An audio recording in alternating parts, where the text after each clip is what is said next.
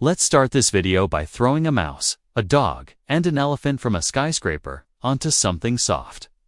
Let's say a stack of mattresses. The mouse lands, stunned for a moment, then shakes itself off and walks away. Pretty annoyed because that's a very rude thing to do. The dog breaks all of its bones and dies in an unspectacular way, and the elephant explodes into a red puddle of bones and insides. With no chance to be annoyed, why does the mouse survive, but the dog and the elephant don't? The answer is size. Size is the most underappreciated regulator of living things. It determines how we are built, how we experience the world, how we live, and how we die. Physical laws are different at different sizes. Life spans 7 orders of magnitude, from invisible bacteria to mites, ants, mice, dogs, humans, elephants, and blue whales. Every size lives in its own unique universe right next to each other, each with its own rules, upsides and downsides. We'll explore these different worlds in this series. But back to the question. Why did the mouse survive the fall? Because scaling size changes everything, a principle. We'll meet again and again. Very small things are practically immune to falling from great heights. The smaller you are, the less you care about gravity. Imagine a perfectly spherical animal the size of a marble. It has 3 features: its length, its surface area, and its volume. All the stuff inside it, like organs, muscles, hopes, and dreams. Now make it 10 times longer. The size of a basketball.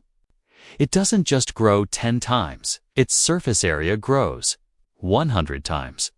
Its volume grows 1,000 times. Volume determines mass. The more mass you have, the higher your kinetic energy before you hit the ground, and the stronger the impact. Surface area, on the other hand, spreads that force out. It also increases air resistance, which slows you down. An elephant has very little surface area compared to its enormous volume. Its energy is concentrated, and air barely slows it down. That's why it's completely destroyed on impact. An insect is the opposite. It has huge surface area relative to its tiny mass. You could throw an ant from an airplane. It would likely survive. But while falling doesn't matter much in the small world, other forces become dangerous, like surface tension. Water molecules stick to each other through a force called cohesion. This creates tension on the surface of water, like an invisible skin. For us, it's too weak to notice. If you get wet, about 1% of your body weight sticks to you. A wet mouse carries more than 10% of its body weight in water. Imagine stepping out of the shower with 8 full water bottles stuck to your body. For insects, water isn't harmless. It can be deadly. If you were the size of an ant and touched water, it would feel like reaching into glue. It would engulf you, its surface too strong to break. You would drown, so insects evolved to repel water. Their exoskeletons are coated with a thin layer of wax, like a car, making them water-resistant. Many are covered with tiny hairs that increase surface area and prevent droplets from sticking directly to their bodies. Some insects go even further.